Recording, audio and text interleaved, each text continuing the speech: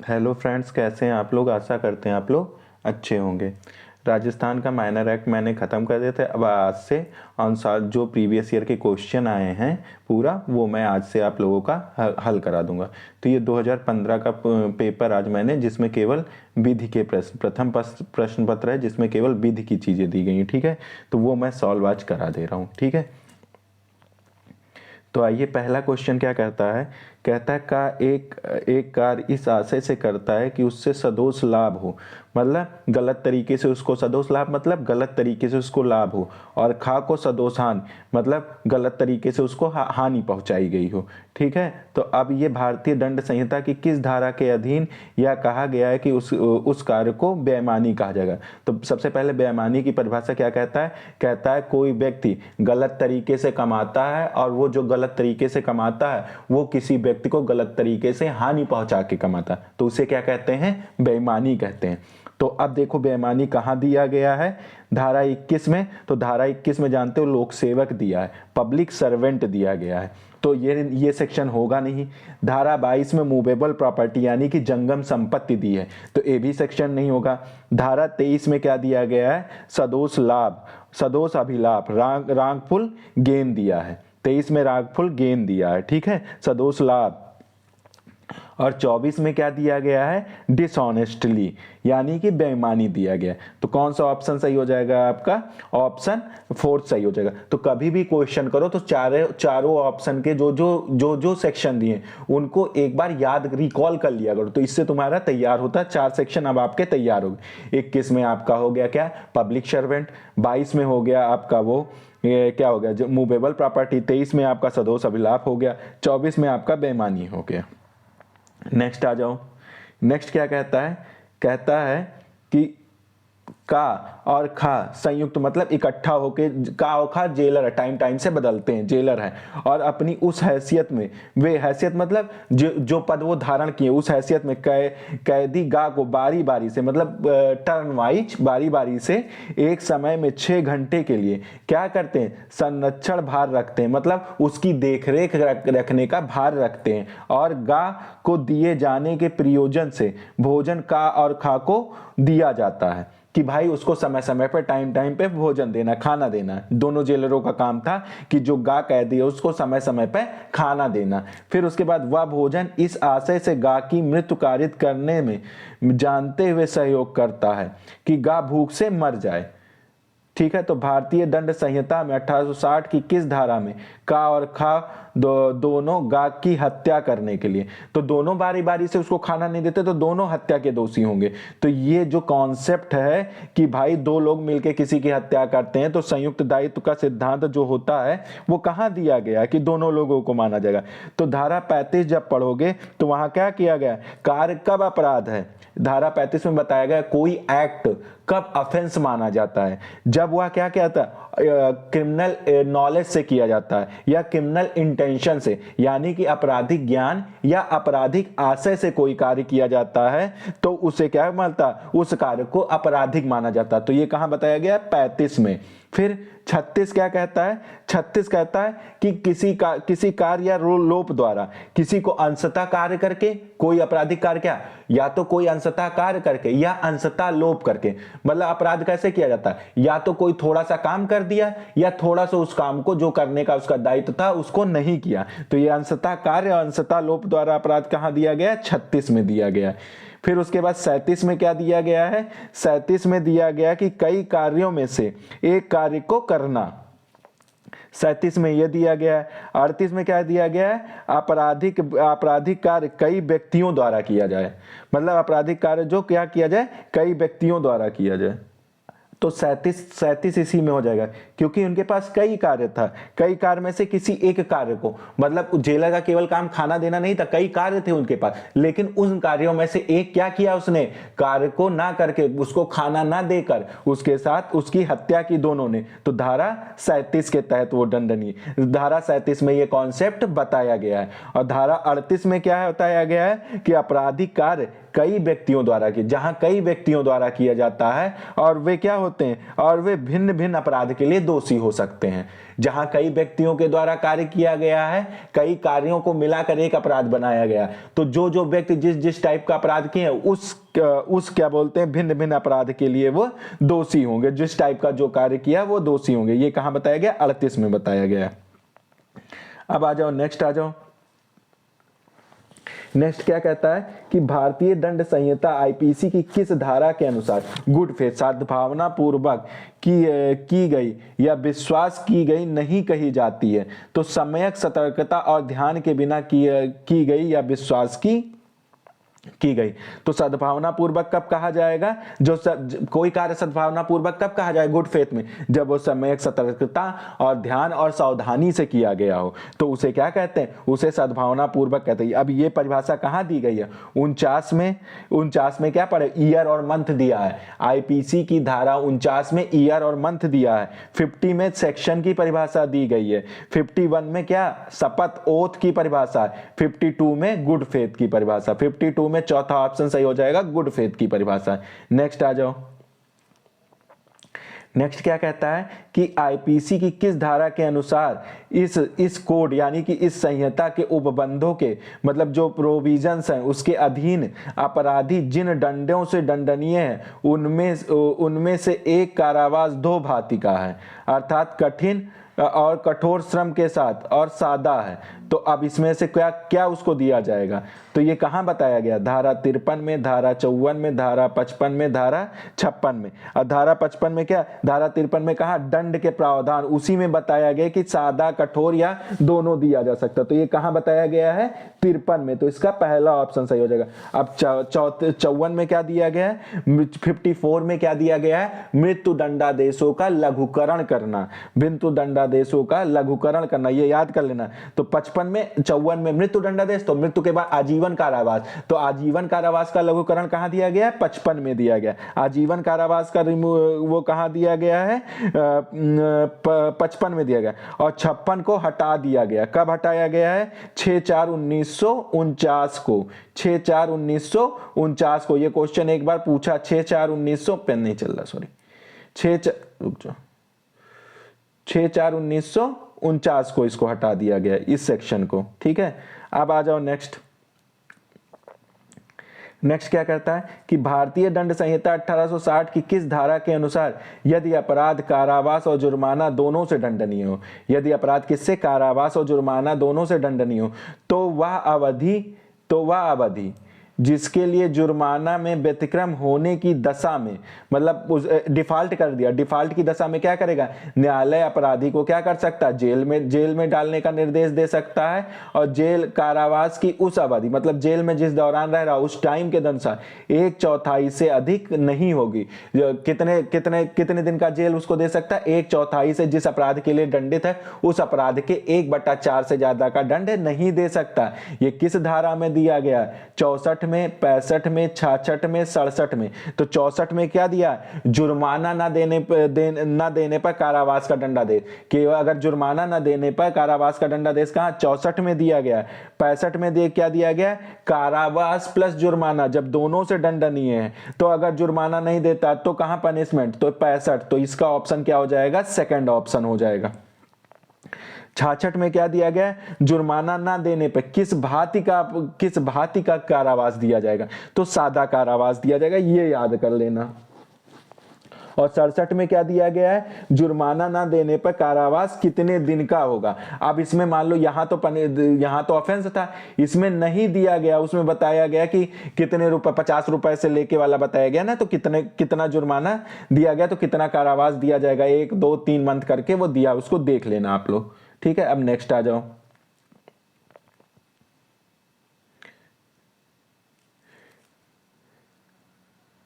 का और खा को ऐसा कार्य करते हुए देखता है जो का को हत्या प्रतीत होता है।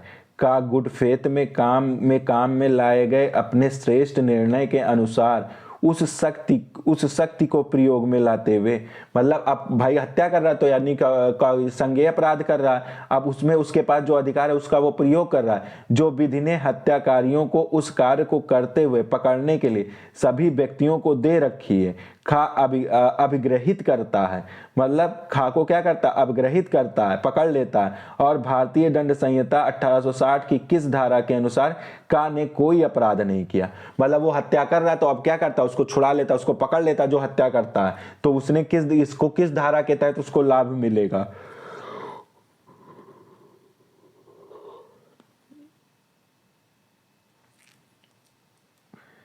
तत्पश्चात असफल बात यह निकली कि खा आत्म प्रतिरक्षा में कार्य कर रहा था, मतलब बाद में पता चला, तब भी उसको क्या संरक्षण दिया जाएगा 77 में, 78 में, 79 में, 80 में। तो 77 क्या कहता है, न्यायाधीश का कार्य। 77 क्या कहता है, न्यायाधीश के पद के रूप में कोई कार्य कर रहा है, किसी व्यक्ति को फांसी दे दिया गया तो अब उसको हत्या का आरोप न्यायाधीश के ऊपर नहीं लगाया जा सकता। ये कौन सा धारा बताता है, 77। तो संरक्षण कौन, 77 जजों को देता है।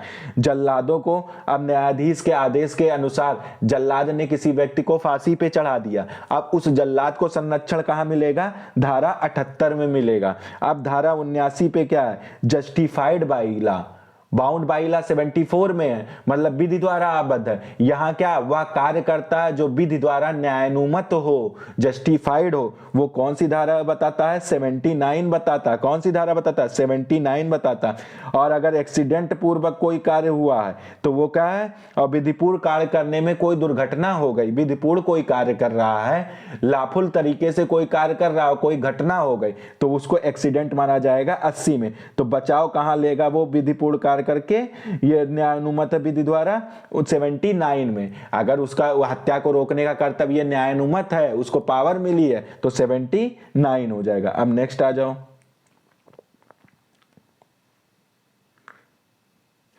एक बड़े अग्निकांड के समय आग एक घर से दूसरे घर में फैल रही थी और ऐसी परिस्थितियों में आग को फैलने से रोकने के लिए का कुछ घरों को गिरा देता है। वह यह कार्य मानव जीवन और संपत्ति को बचाने के लिए सद्भावना पूर्वक करता है। यदि यह पाया जाता है कि निवारण की जाने वाली अपहानि इस प्रकृति की और इतनी आसान थी कि का कार्य माफी योग्य है, तो भारतीय दंड संहिता 1860 की किस धारा के अनुसार का अपराध का दोषी नहीं है।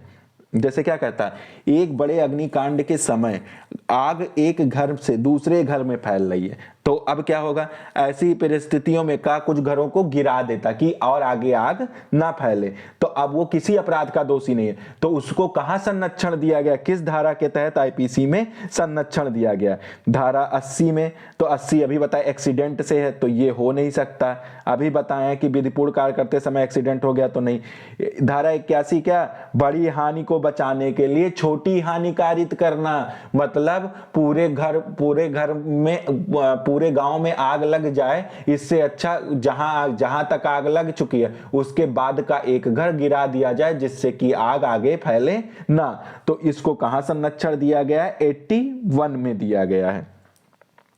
और 90 में क्या दिया गया है आपका, 90 में पढ़ोगे, कंसेंट जो सहमति देता भय या भ्रम के अधीन दिया हो, तो वो 90 में बताया गया। 91 में क्या बताया गया, ऐसे कार्य जो स्वतः अपराध हैं। अब ऐसा कोई कार्य करता है जो भाई कोई एक ऐसा जैसे गर्भपात है तो वो क्या, अब आप करो चाहे जानबूझ के चाहे नहीं, अगर आपने गर्भपात जैसा कार्य किया तो स्वतः ही अपराध हो जाते हैं। ये कहां बताया गया, 91 में। तो इसका ऑप्शन क्या हो जाएगा, 81 हो जाएगा।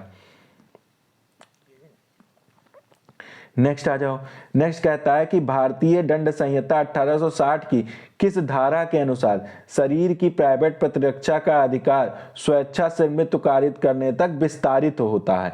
धारा 100 में, धारा 101 में, धारा 102 में, धारा 103। तो अब अगर शरीर की प्राइवेट प्रतिरक्षा कर रहे हो, मृत्यु कारित कर रहे हो, तो 100 में दिया गया है। और संपत्ति की कोई तुम्हारी संपत्ति लेके भाग रहा है या कुछ कर रहा है और वहां अगर आप मृत्यु कारित करते हो तो वो 103 में। तो ये किसका पूछा है, इसमें शरीर की प्राइवेट प्रतिरक्षा में मृत्यु कारित करने, तो इसमें कौन सा ऑप्शन हो जाएगा, पहला। और 101 में क्या दिया गया है, मृत्यु से प्राइवेट डिफेंस में कब आप मृत्यु से अन्य अपहानि कारित कर सकते हो, वो वो आपको कहाँ दिया गया है, 101 में दिया गया है। 102 में क्या दिया गया है, कब आपका प्राइवेट डिफेंस प्रारंभ होगा और कब तक प्राइवेट डिफेंस आपका बना रहेगा, ये कहां बताया गया है, 102 में बताया गया। अब आ जाओ नेक्स्ट पेज पे।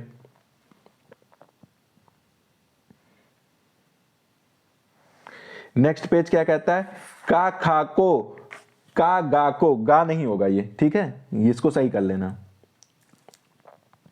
ये गा नहीं होगा, ये खा होगा, मिसप्रिंट है, इसको सही कर लेना। का खा को गा की हत्या के लिए उकसाता है। खा ऐसे उकसाहट के अनुसरण में गा को क्या कर देता, विद्ध कर देता, मतलब हाँ चोट पहुंचा देता है। गा का ये देखो कैसे कैसे इन्होंने किताबों में तो इतना गलत मिसप्रिंट है, हिंदी मीडियम वाले आधे बच्चे तो इसी वजह से परेशान हो जाते हैं, इतना गलत मिसप्रिंट करते हैं। गा का घाव अच्छा हो जाता है, इस मामले में क्या है, अब इस मामले में देखो क्या है, का हत्या करने के लिए, खा को उकसाने के लिए दोषी होगा, तो मुझे तो यही सही लग रहा है, बाकी आगे भी ऑप्शन पढ़ लेते हैं। गा हत्या का प्रयास करने के लिए, खा को उकसाने का, हत्या के प्रयास के लिए नहीं, ये ऑप्शन गलत है। का घोर उपाहति करने के लिए, खा को नहीं उकसाया उसने मर्डर करने के, ये भी नहीं होगा। तीसरा भी, का किसी अपराध का दोषी नहीं होगा, ये भी नहीं, गलत होगा। तो पहला ऑप्शन आपका सही हो जाएगा। नेक्स्ट आ जाओ। नेक्स्ट क्या कहता है, कहता है का खा को मिथ्या साक्ष्य मतलब गलत तरीके से एविडेंस देने के लिए उकसाता है। क्या कहता है कि क्या क्या करने के लिए उकसाता है, मिथ्या साक्ष्य देने के लिए उकसाता है। खा उकसाहट के परिणाम स्वरूप मतलब उसको उकसाने के, तो उसका रिजल्ट क्या हुआ, वह अपराध करता है, वो मिथ्या साक्ष्य देने का अपराध करता है। तो भारतीय दंड संहिता के किस धारा के अनुसार का उस अपराध के दुष्प्रेरण का दोषी होगा, दुष्प्रेरण का दोषी होगा, और उस दंड से दंडनीय जिसमें खा है। तो अभी भाई इसमें का क्या हो जाएगा, पहला 108 में दुष्प्रेरक का अबेटर, दुष्प्रेरक का परिभाषा दिया गया है। 109 में जहां दंड जहां ऐसा कोई वो दुष्प्रेरण किया गया है जिसके लिए कहीं दंड का प्रावधान ही नहीं है, तो वो उसको कहाँ, यहाँ 109 के तहत दंडित किया जाएगा। तो ये कहाँ है, मिथ्या साक्ष्य देने का दुष्प्रेरण कहीं नहीं है, तो 109 के तहत उसको दंडित किया जाएगा। 110 में क्या क्या है, दुष्प्रेरक जिस कार्य के लिए आपको दुष्प्रेरित किया उससे भिन्न आशय से आप कार्य करते हो, तो वो कहाँ, किस धारा में, 110 में दंडनीय हो गए। और भिन्न कार्य के लिए 111 में क्या कहता है कि अब देखो 211 कहता है दुष्प्रेरक ने क्या भिन्न कार्य किया, तो उसका दायित्व क्या होगा, जो भिन्न कार्य किया तो दुष्प्रेरक का दायित्व क्या होगा, वो 111 में दिया गया। और दुष्प्रेरक भिन्न आशय से कार्य करता, तो वो कहाँ दिया गया, 110 में दिया गया। और जब कहीं दुष्प्रेरक का कोई प्रावधान दंड का नहीं है, तो 109 दंड का प्रावधान, पहला दंड का प्रावधान 109 में है, यहीं से दंडित किया जाएगा। 108 में दुष्प्रेरक की परिभाषा दी गई है। नेक्स्ट आ जाओ। नेक्स्ट क्या कहता है कि भारतीय दंड संहिता 1860 की किस धारा में यह उपबंधित है कि जो कोई मृत्यु, आजीवन कारावास या 2 वर्ष से अधिक अवधि के कठिन कारावास से दंडनीय एक अपराध करने के लिए एक आपराधिक षड्यंत्र में शरीक होगा, यदि ऐसे षड्यंत्र के दंड के लिए इस संहिता में कोई अभिव्यक्ति उपबंध नहीं है, तो वह उसी प्रकार दंडित किया जाएगा मानो उसने ऐसे अपराध का दुष्प्रेरण किया है। तो अब क्या है इसमें 119 क्या कहता है कि कोई लोक सेवक पब्लिक सर्वेंट द्वारा कार्य को क्या करता है, छिपाता है, या जिस कार्य का उसका दायित्व वो नहीं करता, तो उसका कर्तव्य करने का लेकिन वो नहीं करता, तो कहां दंडित होगा, 119 में। 120 में क्या दिया गया, 120 में क्या दिया, कारावास से दंडनीय अपराध करने की परिकल्पना, कोई कारावास से दंडनीय कोई अपराध किया है और उसको वो क्या करता, उस व्यक्ति को अगर कोई परिकल्पना करके कोई व्यक्ति छुपाता है कि इसने कारावास का अपराध नहीं किया, तो कहां 120 में हो जाएगा। 120 ए में क्या दिया गया, परिभाषा दिया गया है। 120 में क्या दिया गया, ए में षड्यंत्र की परिभाषा दिया गया। 120 में बी में क्या दिया गया, षड्यंत्र का, आपराधिक षड्यंत्र के लिए दंड का प्रावधान किया गया। तो इसमें दंड का प्रावधान कहां हो जाएगा, 120 बी में, चौथा ऑप्शन आपका सही हो जाएगा। नेक्स्ट आ जाओ।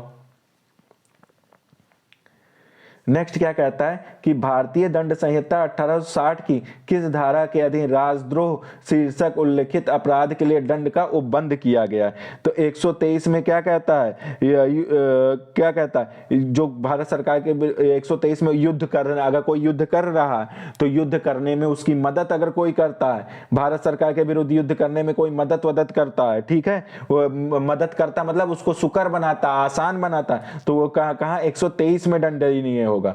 फिर 124 में क्या दिया गया है कि राष्ट्रपति या राज्यपाल पे कोई ऐसा कार्य करता है जिसको राष्ट्रपति या राज्यपाल पे हमला करता है, तो 124 में, और 124 ए में क्या है, राजद्रोहात्मक, ठीक है, सेडिशन का चार्ज 124 ए में है। 125 में क्या है, भारत सरकार से जो कोई मैत्रीपूर्ण संबंध रखने वाले एशियाई शक्तियों के साथ अगर कोई विरुद्ध युद्ध करता है तो कहां 125 के तहत दंडनीय होगा।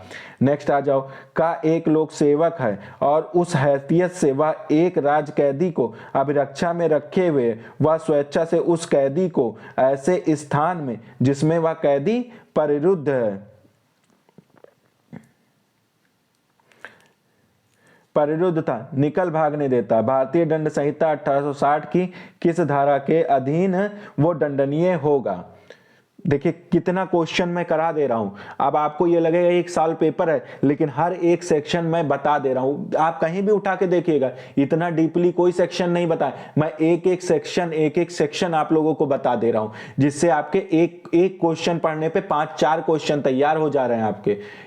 इतनी मेहनत देखो, 300-300 400-400 लोग जाते हैं। मेरे सब्सक्राइबर एटलीस्ट इतनी रिक्वेस्ट करता हूं, अगर 10-10 लोग, 200-300 लोग हैं, अगर 10-10 ही सब्सक्राइबर बढ़वा दोगे तो मेरे सब्सक्राइबर अच्छे हो जाएंगे। मेहनत तब अच्छा भी लगता, तब ये लगता कि हाँ यार और मेहनत से काम करो और अच्छी अच्छी चीजें। अब लोगों को 2-4 20-25-30 लोग 40 लोग ऐसे हैं जो परमानेंट ये है कमेंट करते हैं कि सर ये वीडियो बना दीजिए, सर ये वीडियो बना दीजिए। हाँ मैं बनाऊं, मैं डैम श्योर बहुत अच्छे से मेहनत करके आप लोगों के लिए लेके आऊं वीडियो, लेकिन क्या करूं यार, मुझे भी तो थोड़ा सपोर्ट चाहिए, थोड़ी हिम्मत चाहिए। कुछ नहीं, मैं तो कुछ नहीं मांगता हूं, थोड़ा आप लोगों का सपोर्ट ही तो मांग रहा हूं। इतना दे दो, इतना थोड़ा सपोर्ट कर दो तो मैं बहुत अच्छे अच्छे कंटेंट आप लोगों को प्रोवाइड करा दूंगा। तो मेरे ऊपर एक प्रेशर रहेगा कि हाँ यार इतने लोग मेरे सब्सक्राइबर हो गए तो मुझे कोई इंतजार कर रहा होगा, तो इतना अभी ये लगता है क्या है यार, मेहनत करके इतना दो, कुछ लोगों को फायदा, सभी लोगों को फायदा भी नहीं होता, और कोई उसमें ज्यादा लोग रहेंगे तो मेरे ऊपर प्रेशर रहेगा, मैं अच्छे अच्छे कंटेंट आप लोगों को बना के प्रोवाइड कराऊंगा। तो इसी वजह से मैं रिक्वेस्ट कर रहा हूं कि इसको सब्सक्राइबर थोड़ा मेरे बढ़वा देते, ठीक है, थोड़ा सपोर्ट कर दीजिए आप लोग, बस थोड़े सपोर्ट की जरूरत है और कोई बात नहीं है, ठीक है। तो चलिए अब आइए धारा 128।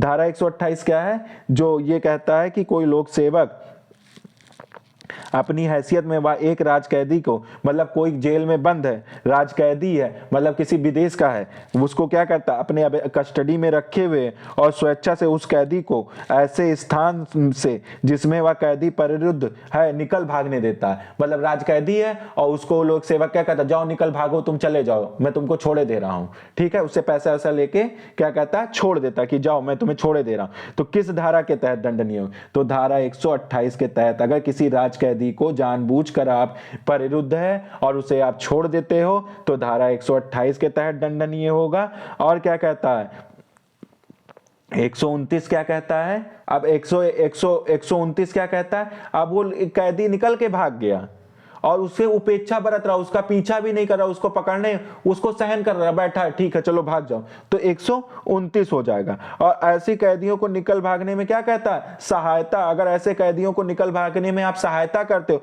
तो 130 में दंडनीय। तो 128 में क्या है कि राज कैदी उसको आप छोड़ देते हो, ठीक है। 129 में क्या है, उसकी मदद कर देते हो। 130 में क्या है, उसको 129 में क्या है कि अगर वो भाग गया तो आप उसका पकड़ते भी नहीं हो, सहन कर लेते हो कि अरे भागने तो भाग जा रहा है, ठीक है। 130 में आप क्या कर रहे हो, उसकी भागने में सहायता कर रहे हो, ठीक हो, उसको छुड़ा रहे हो, उसको संश्रय दे रहे हो, तो ये कहां 130 में है। अब 225 में क्या है, लोक सेवक, ये पढ़ लेना, ये कई बार पूछा 125। लोक सेवक क्या है, पब्लिक सर्वेंट है, अगर वहां से कोई चीज भाग जाता है और वो लोप करता, ठीक है, और कहीं उसको दंड का प्रावधान नहीं, तो पब्लिक सर्वेंट को कहां 225 ए में भी दंडित किया जाएगा। तो इसका ऑप्शन क्या है, 128 है, ठीक है। नेक्स्ट आ जाओ, नेक्स्ट क्या कहता है कि का भारत सरकार की सैन्य का एक सैनिक ना होते हुए भी इस आशय से यह विश्वास किए जाता है कि वह एक सैनिक है, ऐसी ड्रेस पहनता है जो ऐसे सैनिक द्वारा उपयोग में लाई जाती है। तो भारतीय दंड संहिता 1860 की किस धारा के अधीन वह दंडनीय होगा? धारा 140, धारा 139, धारा 138, धारा 137। तो किस धारा के तहत वो दंडनीय होगा? धारा 140 के तहत। अगर उसकी पोशाक पहन लेते हो तो 140 के तहत आप दंडनीय होगे। ठीक है, आप सैनिक नहीं होते हुए सैनिक की या किसी की पोशाक पहन लेते हो तो वो आप किसके तहत? 140 में। 139 में क्या दिया गया है? अरे ये अधिनियम के अधीन से अध्याधीन शक्तियां दी गई। 139 छोड़ देना, इसको कोई दिक्कत नहीं। 148 क्या है? सैनिक नौसैनिक वायु सैनिक द्वारा क्या करता है? अधीनता के में कार्य करने का दुष्प्रेरण करता है। कोई नौसैनिक वायु सैनिक है, कोई क्या जो जिसकी अधीनता में क्या दुष्प्रेरण करता है, तो वो कहाँ? 138 में। 137 में क्या है? मास्टर को उपेक्षा से किसी जलयान पर भगोड़े को छिपाता है। अगर कोई क्या बोलते हैं कोई जलयान है और उसका कैप्टन है, वो क्या करता है? किसी व्यक्ति को जलयान में छुपाता है, तो किस धारा के तहत दंडनीय होगा? 137 के तहत।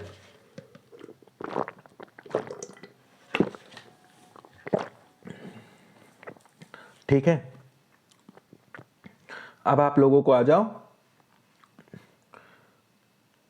15 नंबर क्वेश्चन पे। एक मामले में यह पाया गया कि 9 बलवाइयों में से केवल 3 लोग घातक आयुध लिए हुए थे ताकि ये क्या हो गया?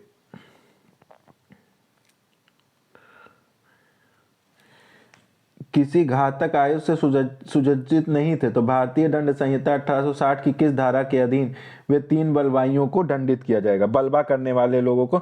बहुत गलत इसमें छपा हुआ है, बस ये है कि अब कोई ऑप्शन नहीं था, पेपर कहीं से मिल नहीं रहा था, तो मैं इसी से मुझे करना पड़ा। वाकई ये किताब बहुत ठीक है। चलो देखता हूँ। मार्केट में हिंदी मीडियम वालों का इसी वजह से खराब है, इतने गलत मिस प्रिंट रहता है। 145। अब 145 क्या है? विधि विरुद्ध जमाओं से हट जाने का आदेश दिया गया है, फिर भी लोग सम्मिलित हो रहे हैं। 145 में विधि विरुद्ध जमाओ है और हटने का समादेश दे दिया गया, फिर भी लोग उसमें शामिल हो रहे हैं, तो 145 बताया गया। 146 में क्या किया गया है? बलवा करना है। ठीक है, 146 में बलवा की परिभाषा है। 147 में बलवा के लिए दंड है और 148 में क्या है? घातक आयुध से सुसज्जित होके आप क्या करते हो? बलवा करते हो। तो इसमें बलवा के लिए दंड कहां दिया गया? इसमें घातक आयुध से सुसज्जित, तो बलवा के लिए दंड नहीं, घातक आयुध से जब सुसज्जित हो रहे हो तो 148। 146 बलवा के लिए दंड, घातक आयुध से सुसज्जित हो गए, तो घातक आयुध से सुसज्जित हो गए तो 148 के तहत आप दंडित किए जाओगे। नेक्स्ट आ जाओ। एक विधि विरुद्ध जमाओं के किसी सदस्य द्वारा उस जमाओं में समान उद्देश्य को अग्रसर करने में एक अपराध किया और भारतीय दंड संहिता 1860 की किस धारा के अनुसार हर व्यक्ति जो अपराध के किए जाने के समय उस जमाओं का सदस्य था तो उस अपराध का दोषी होगा? 152, 151, 150, 149। तो अब देखो 149 पहले लाइन से पढ़ो। 149 क्या? विधि विरुद्ध जमाओं में सभी सदस्य समान उद्देश्य को अग्रसर करने में कार्य करते हैं, ये माना जाता है। ये कहाँ दिया गया है? 149 में दिया गया। अब 150 में क्या दिया गया है? जमाओं के मामले में क्या होता है? के लिए व्यक्ति को भाड़े पर खरलाना। विधि विरुद्ध जमाओं के लिए क्या करता है? व्यक्ति को भाड़े पे लाता, तो 150 के तहत दंडनीय होगा। अब 151 में 5 या 5 से अधिक व्यक्तियों को जमाओं को हट जाने का आदेश दिया गया, फिर भी वो उसमें सम्मिलित होते हैं, तो उनको कहां दंड दिए हैं? 151 में। 152 में क्या दंडनीय है? 152 छोड़ दो, 151 इतना पढ़ लो। ठीक है, अब आ जाओ नेक्स्ट।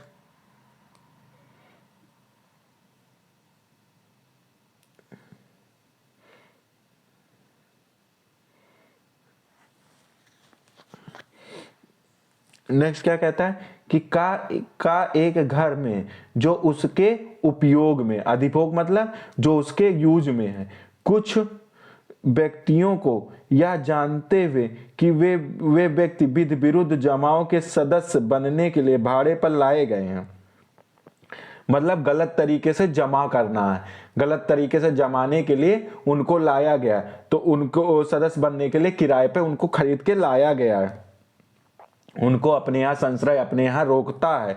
तो भारतीय दंड संहिता 1860 की किस धारा के अधीन का दंडनीय होगा? अपने यहाँ संश्रय देता है विध विरुद्ध जमाव के सदस्य को 157, 158, 159, 160। अब 159 में तो आप लोगों ने दंगा पढ़ा होगा, ये हो नहीं सकता।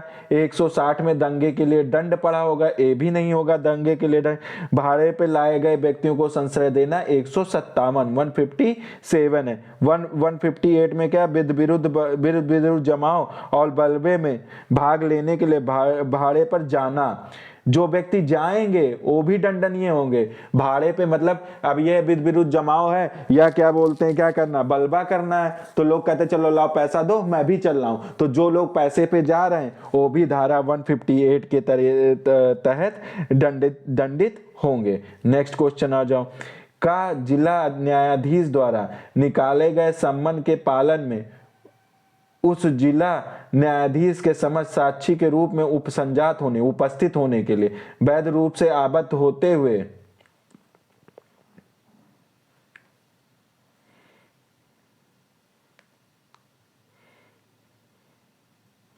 उपसंजात होने के आशय में लोप करता है, तो भारतीय दंड संहिता 1860 की किस धारा के अधीन वह दंडनीय होगा? तो अब देखो 173 में क्या है कि सम्मन की तामील और उसके प्रकाशन ना करना, सम्मन की तामील भी नहीं करता, उसका प्रकाशन भी नहीं कर रहा है, तो क्या 173 के तहत दंडनीय होगा। लोक सेवक का आदेश क्या करता है? ना मानकर गैर हाजिर रहता है। अब लोक सेवक ने आदेश दिया सम्मन में कि तुम हाजिर हो, और वो नहीं हाजिर होता उस टाइम पे, सम्मन में जो टाइम लिखा उस टाइम पे नहीं हाजिर होता, तो वो व्यक्ति किसके 174 के तहत दंडनीय होगा। और किसी व्यक्ति को दिया गया कि जाओ सम्मन की तामील करो, या सम्मन का प्रकाशन भी वो नहीं करता सही ढंग से, तो उसको कहां दंडनीय? 173 में। 174 में क्या है? जो सीआरपीसी की धारा 82 है, ठीक है, के अधीन अगर उद्घोषणा जारी किया है और तब नहीं हाजिर होता, 82 के तहत उद्घोषणा जारी किया और तब भी वो नहीं आ रहा है, तो उसको 174 के क्लास ए के तहत दंड दिया जाएगा। 175 में क्या है? लोक सेवक को कोई लोक सेवक कोई डॉक्यूमेंट या कोई चीज मांग रहा है, अभिलेख मांग रहा, और आप दिखाने से मना कर दे रहे हो, तो 175 के तहत आप दंडनीय होंगे। तो इसमें कौन सा ऑप्शन क्या मारेगा? इसमें 174 की क्या किया? लोक सेवक के आदेश का आप क्या करते हो? लोप करते हो, ठीक है, वो गैर हाजिर ना मानकर आप गैर हाजिर रहते हो, तो 174 में दंडनीय होगा। नेक्स्ट आ जाओ। का लोक सेवक को पब्लिक सर्वेंट को किसी सब्जेक्ट पर, किसी विषय के बारे में सूचना देने के लिए वैध रूप से आबद्ध होते हुए भी उस विषय पर सच्ची इत्तला के रूप में ऐसी इत्तला देता है जिसे वह जानता है कि वह मिथ्या है, तो भारतीय दंड संहिता 1860 की किस धारा के अधीन का दंडनीय होगा? तो क्या 177 में क्या है? 177 में मिथ्या गलत सूचना देना 177 है। 178 में क्या कहता है? शपथ, अगर कोई किसी ने कहा कि आप शपथ लो, कोर्ट ने कहा शपथ पर लो, शपथ लेने से मना करते हो, तो 178 हो जाएगा। 179 में क्या है? लोक सेवक का उत्तर देने से, अगर वो इनकार, कोई पब्लिक सर्वेंट कोई प्रश्न पूछता है उसका उत्तर देने से इनकार करता है, तो 179 हो जाएगा। 181 क्या होगा? शपथ पर मिथ्या कथन करता है, तो वो ये भी इंपॉर्टेंट है, शपथ पे अगर कोई मिथ्या कथन करेगा तो 181 के तहत दंडनीय होगा। और लोक सेवक का उत्तर देने से इनकार करेगा तो 179 के तहत मिथ्या इत्तला देगा, तो मिथ्या इत्तला कहां हो जाएगी? 177 में। नेक्स्ट आ जाओ। का एक लोक सेवक के कृत्यों के निर्वहन में स्वेच्छा से बाधा डालता। का क्या कहता है? एक लोक सेवक के कृत्यों के निर्वहन में स्वेच्छा से बाधा, जानबूझकर बाधा डालता है, तो भारतीय दंड संहिता 1860 की किस धारा? पब्लिक सर्वेंट है कोई, अब उसके कार्य में आप बाधा डाल रहे हो, कोई पुलिस आया तो उसकी कार्य में आप बाधा डाल रहे हो, तो किस धारा के तहत आप दंडनीय हो गए? ये याद कर लेना, 186 के तहत। तो अब 184 में आपके क्या दिया गया है? क्या दिया गया है? पब्लिक सर्व कोई विक्रय में क्या करता है, बाधा उत्पन्न करता है अगर, ठीक है, तो वो 84 में दंडनीय होगा। अवैध, कोई पब्लिक सर्वेंट को क्या कहता है, अवैध क्रय या अवैध बोली लगाता है तो भी 185 में दंडनीय हो जाएगा। और क्या कहता है 187, लोक सेवक है जो, वो क्या कहता है, लोक सेवक 187 में क्या है, लोक सेवक की सहायता का करने से क्या करता है, मना करता है, जबकि वो विधि विधि द्वारा बाध्य है, 187 के तहत दंडनीय होगा। अब आ जाओ, क्या कहता है 21वां, का स्वयं एक न्यायिक कार्यवाही के एक प्रकरण में मिथ्या साक्ष्य देता है, भारतीय दंड संहिता 1860 की किस धारा के अधीन वह दंडनीय होगा। 192, 193, 194 और 195। तो 192 में क्या, मिथ्या साक्ष्य गणना। अब मिथ्या साक्ष्य देना, अभी इत्तला, मिथ्या इत्तला देना मतलब गलत सूचना देना, तो अभी 177 पढ़ा है, ये सब ध्यान में रखना। और मिथ्या साक्ष्य गणना 192 में दिया गया। और मिथ्या साक्ष्य के लिए जो दंड है, मिथ्या साक्ष्य गणने के लिए जो दंड है, दंड का प्रावधान कहाँ है, वो आपका 193 में है। फिर 194 में क्या है, मृत्यु से दंडनीय अपराध के लिए मिथ्या साक्ष्य गणना 194 में। 195 में क्या है, लाइफ इम्प्रीजमेंट या इम्प्रीजमेंट यानी कारावास से संबंधित किसी उसके लिए मिथ्या साक्ष्य का गणना 195। तो मिथ्या साक्ष्य देना, मिथ्या साक्ष्य गणना, मिथ्या साक्ष्य के लिए दंड, मृत्यु दंडनीय से दंडनीय वो करना, क्या बोलते हैं, मृत्यु दंडनीय से अपराध को ये कि मृत्यु दंड से वो दंडनीय हो, और उसके लिए कोई मिथ्या साक्ष्य देता है तो 194 में। अगर लाइफ इम्प्रीजमेंट या कारावास से कोई व्यक्ति दंडनीय हो, इसके लिए वो मिथ्या साक्ष्य देता है तो 195 में दंडनीय होगा। नेक्स्ट आ जाओ। अब नेक्स्ट क्या कहता है, नेक्स्ट कहता है कि का यह जानते हुए कि खा ने गा की हत्या की है, खा को दंड प्रतिच्छादित करने के आशय से गा को मृतक शरीर को छुपाने में खा की सहायता करता है, भारतीय दंड संहिता 1860 की किस धारा के तहत वह दंडनीय होगा। तो 201 में क्या है, साक्ष्य को छुपाने या अपराधी को मिथ्या साक्ष्य देकर बचाना, अपराधी को मिथ्या साक्ष्य देकर बचाना या साक्ष्य को छुपाना, तो 201 में है। और फिर उसके बाद क्या कहता है,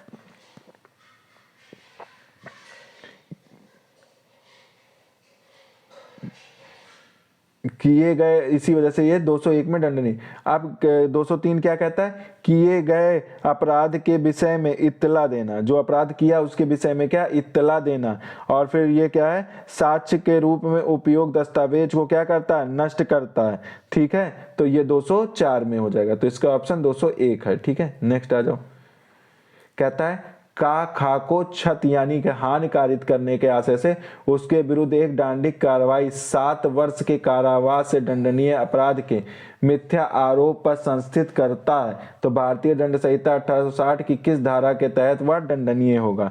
तो 209 के तहत दंडनीय होगा, 210 के तहत दंडनीय होगा, या 211 के तहत दंडनीय होगा, या 212। तो 211 के तहत दंडनीय होगा। तो इसमें क्या हो जाएगा, 211। 209 में क्या है, बेईमानी से कोई न्यायालय में मिथ्या दावा करता है, बेईमानी से क्या, मिथ्या दावा करता है न्यायालय में गलत तरीके से मुकदमा दायर करता है या मिथ्या दावा करता है, तो कहाँ 209 के तहत दंडनीय होगा।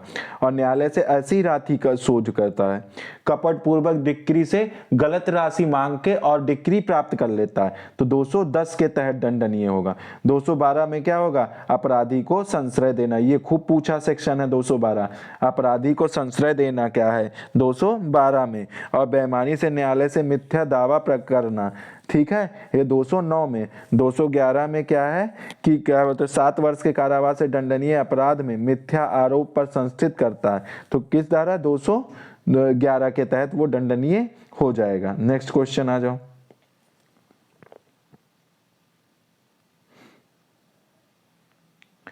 नेक्स्ट क्वेश्चन क्या है, का एक अपराध से आरोपित किए जाने पर और जमानत पर छोड़ दिए जाने पर जमानत के निर्बंधों के अनुसार न्यायालय में प्राप्त कारणों के बिना हाजिर होने में असफल रहता है, तो भारतीय दंड संहिता 1860 की किस धारा के अधीन उसके इस प्रकार के न्यायालय में हाजिर होने में असफल होने के लिए वह दंडनीय होगा। तो किसके लिए होगा, 227, 228, 229, 229 ए। तो अब 227 में क्या है, दंड की शर्तों का क्या करता, उल्लंघन करता। मान लो 360 में जो दिया गया है दंड पे उसको छोड़ देता है, भर्त्सना करके या किसी पे 260 में छोड़ देता है, न्यायालय किसी चीज पे छोड़ देता है और शर्त लगा देता है कि इस शर्त पे मैं तुम्हें छोड़ रहा हूं। उस शर्त का अगर वो उल्लंघन करता है तो 227 के तहत दंडनीय होगा। 228 में क्या है, जज का अपमान करता है या उसके कार्य में बाधा डालता है। जज कोई कार्य करता है, न्यायाधीश उसका अपमान करता है या उसके कार्य में बाधा डालता है, तो 228 हो जाएगा। 229 में क्या, जूरी सदस्यों का या असेसरों का प्रतिरूपण करता है। ठीक है, 229 तो आप जानते ही हैं, यही इसका आंसर हो जाएगा 229। नेक्स्ट आ जाओ। एक व्यक्ति क्या करता है, एक व्यक्ति सरकार द्वारा राजस्व मतलब रेवेन्यू के प्रयोजन के लिए प्रचलित एक स्टाम्प का क्या कूटकरण, जो स्टाम्प बिकता नहीं है उसका कूटकरण करता है। तो भारतीय दंड संहिता 1860 की किस धारा के अधीन वह दंडनीय होगा, 254, 255, 256, 257। तो 255 के तहत दंडनीय होगा। कहाँ दंडनीय होगा स्टाम्प का कूटकरण करना, 255 के तहत। नकली सिक्कों का पेमेंट करना परंतु वह यह नहीं जानता था कि वह नकली है, तो वो 254 में हो जाएगा। सरकारी स्टाम्प का कूटकरण के लिए क्या सामग्री इकट्ठा करता है, तो 256 में दंडनीय हो जाएगी। और उसका उपकरण बनाना है या बेचता है, सरकारी स्टाम्प बनाने के लिए नकली उपकरण को बनाता है या बेचता है, तो 257 में वो हो जाएगा। तो अब आ जाओ नेक्स्ट क्वेश्चन पे। नेक्स्ट क्वेश्चन क्या कहता है, एक व्यक्ति सवारी गाड़ी में अश्लील गाने गाता जिससे यात्री को क्षोभ होता है, अपमान टाइप का लगता है, उसे कौन सा अपराध किया, अश्लील गीत गाने का, लोक न्यूसेंस का, रिष्ट का, महिलाओं की लज्जा भंग करने का। तो इसमें क्या हो जाएगा, अश्लील गीत गाने का, ऑप्शन 1 हो जाएगा। पब्लिक न्यूसेंस भी हो सकता है इसमें, ये देख लेना थोड़ा क्वेश्चन आप लोग, हमको कमेंट करके इसका बताना आंसर। 26 का एक बार आप लोग देख लीजिएगा, इसका कमेंट करके मुझे बताइएगा 26 का, मुझे शायद ये पब्लिक न्यूसेंस लग रहा है। ठीक है, इसको देख लीजिएगा आप लोग। फिर क्या कहता है, एक ओझा झाड़ फूक करने वाले ने एक लड़की को भूत प्रेत के प्रभाव से मुक्त करते हैं तो इतना पीटा कि वह मर गई, वह दोषी होगा। हत्या का, आपराधिक मानववध का जो हत्या नहीं है, घोर उपाहति करने का, हत्या के प्रयत्न करने, आपराधिक मानववध जो हत्या नहीं है, ये ऑप्शन हो जाएगा सेकंड। नेक्स्ट आ जाओ। आ ने बा की कनपट्टी पर एक भरी हुई पिस्तौल रखकर उसे बिना पीछे देखे पीछे चलने को कहा। बा पीछे चला और पहाड़ों की सीधी ढलान से नीचे गिर गया और मर गया। आ ने कौन सा अपराध किया, हत्या का, हत्या के प्रयास का, मानववध का, घोर उपाधि का, तो हत्या का प्रयास किया। नेक्स्ट आ जाओ। नेक्स्ट क्या कहता है, अब जल्दी जल्दी पढ़ो ना, टाइम बहुत हो जाएगा, 1 घंटे तो यही हो गया। क्या कहता है,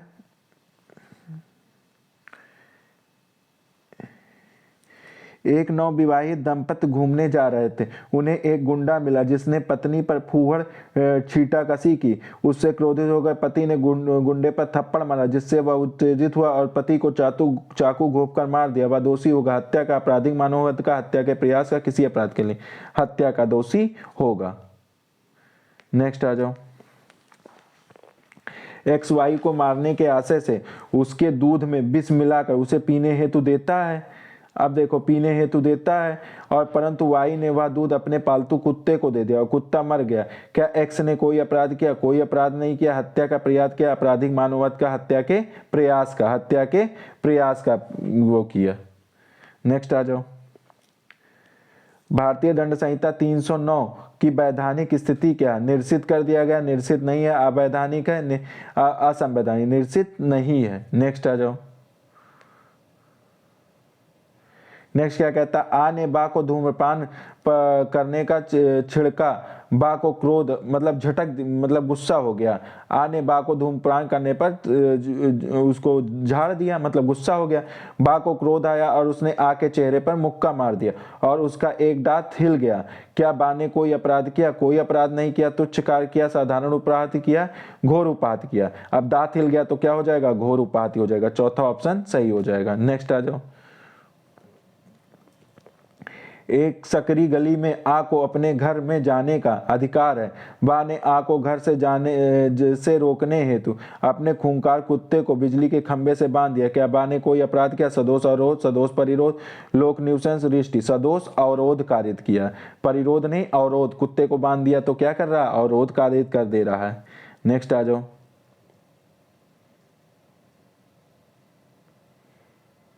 नेक्स्ट क्या कहता है? अपनी पत्नी को बाहर जाने से रोकने हेतु उसके पति ने पत्नी को कमरे के दरवाजे के बाहर सिटकनी से बंद कर दिया। सदोष अवरोध परिरोध। तो जब एक कमरे में कैद कर दिया तो परिरोध, घेर के बंद कर दिया तो वो परिरोध हो जाएगा। नेक्स्ट आ जाओ। नेक्स्ट क्या कहता? आ एक घोड़े पर सवारी कर रहा था। बा उसे डराने के उद्देश्य से उसके घोड़े पर चाबुक मारता और घोड़े ने उसे गिरा दिया। क्या बा ने कोई अपराध किया? बल का, आपराधिक बल का, तुच्छकृत का कोई अपराध नहीं किया। तो आपराधिक बल का प्रयोग किया उसने। नेक्स्ट आ जाओ।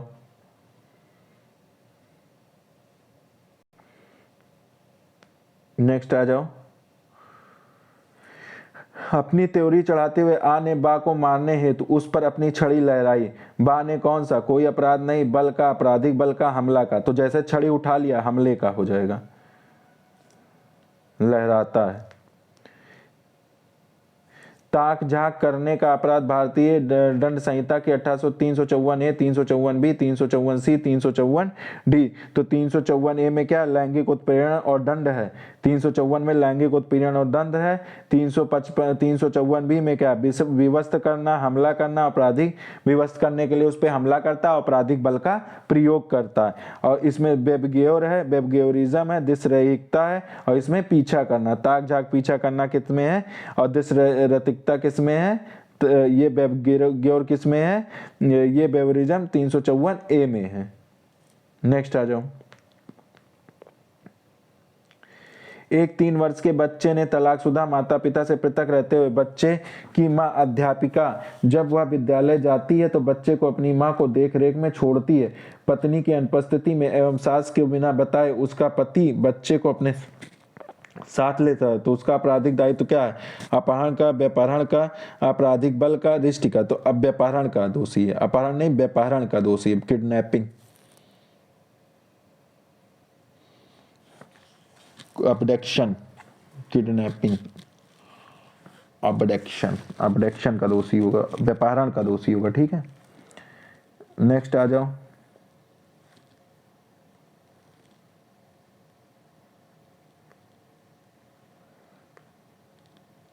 भारतीय दंड संहिता की धारा 377 की वैधानिक स्थिति क्या है?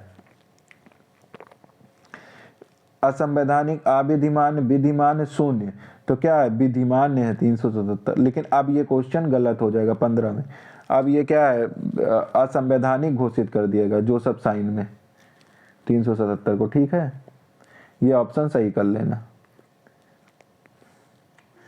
फिर क्या कहता है कि आ ने अपनी घड़ी एक घड़ी साज को मरम्मत करने के हेतु को दी और एक दिन घड़ी साज ने अनुपस्थिति में मरम्मत का खर्च का भुगतान किए बिना, ठीक है, बेईमानी पूर्वक आपकी घड़ी उठा लेगा। उसने कौन सा अपराध किया? चोरी का, उद्यापन का, सारी आपराधिक न्यास भंग का, कोई अपराध नहीं, उसने चोरी का अपराध किया। नेक्स्ट आ जाओ। आ ने बा को धमकी दी कि अगर वह 50,000 रुपए नहीं देती है तो वह उसके विरुद्ध अपमानजनक लेख प्रकाशित कर देगा, परंतु बा ने रुपए नहीं दिए।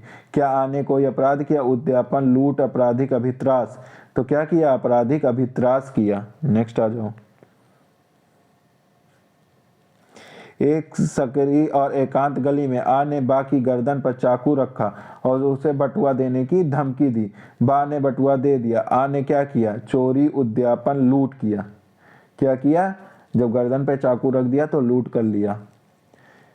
डकैती के अपराध में अपराधियों की न्यूनतम संख्या कितनी होती है? 3 होती है, 5 होती है, 7 होती है, 9 होती है। तो कितनी होती है? 5 होती है।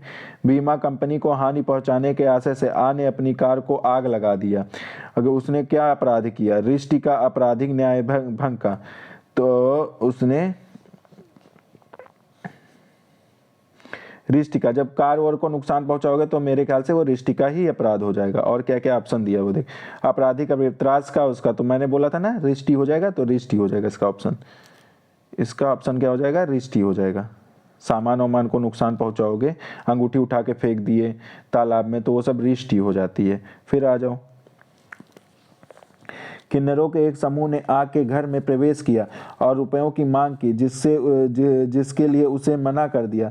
वह उन्हें बाहर निकलने को कहा। वे मकान से बाहर नहीं निकले क्योंकि उन्होंने कोई अपराध नहीं किया। न्यूसेंस आपराधिक अत्याचार कोई अपराध नहीं, रिष्टि उन्होंने आपराधिक अत्याचार किया है, आपराधिक अत्याचार किया है।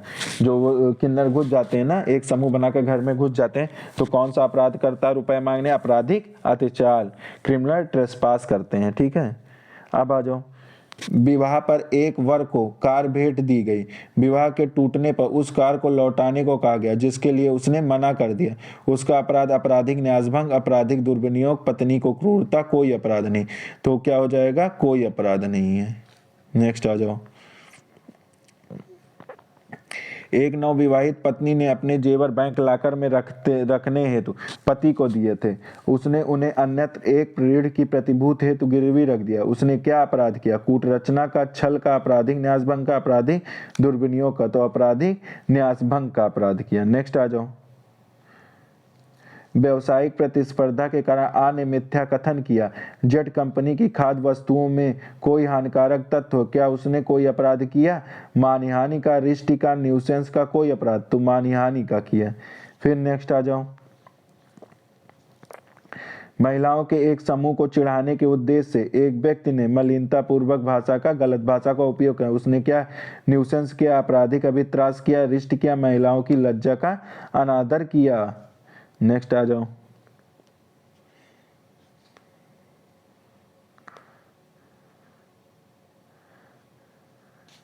दो व्यक्ति एक मंदिर में दान पत्र को तोड़ते हुए, परंतु उसमें से कोई रुपया नहीं मिला। उन्होंने क्या क्या अपराध, चोरी का प्रयास किया। फिर नेक्स्ट आ जाओ,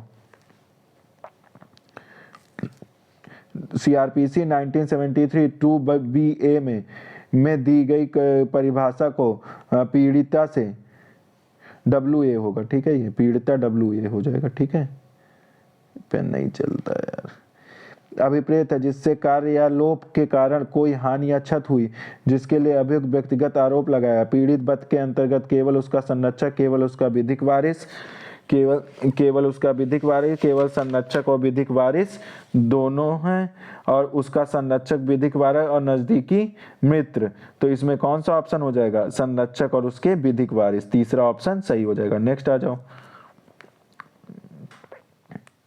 क्या कहता है, सीआरपीसी 1973 की धारा 24(7) के अनुसार कोई व्यक्ति उस व्यक्ति की धारा 1, उपधारा 2, उपधारा 3, उपधारा 6 के अधीन लोक सेवक या अपर लोक अभियोजक की नियुक्त करने का पात्र तभी होगा जब वह अधिवक्ता के रूप में। तो अब इसमें कोई ऑप्शन नहीं दिया, इसका 7 वर्ष मार देना। ठीक है, मेरे ख्याल से 7 वर्ष होगा ये। नेक्स्ट आ जाओ,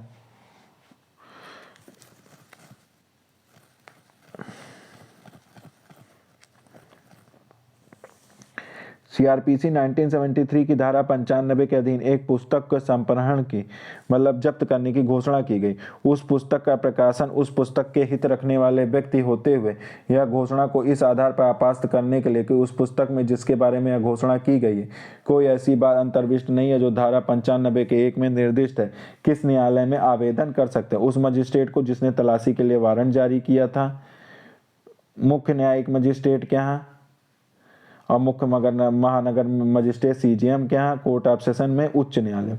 तो हाई कोर्ट में करते हैं किसी पुस्तक के लिए, हाई कोर्ट में, ये याद कर लेना, बहुत इंपॉर्टेंट है, मोस्ट इंपॉर्टेंट है। ठीक है, नेक्स्ट आ जाओ,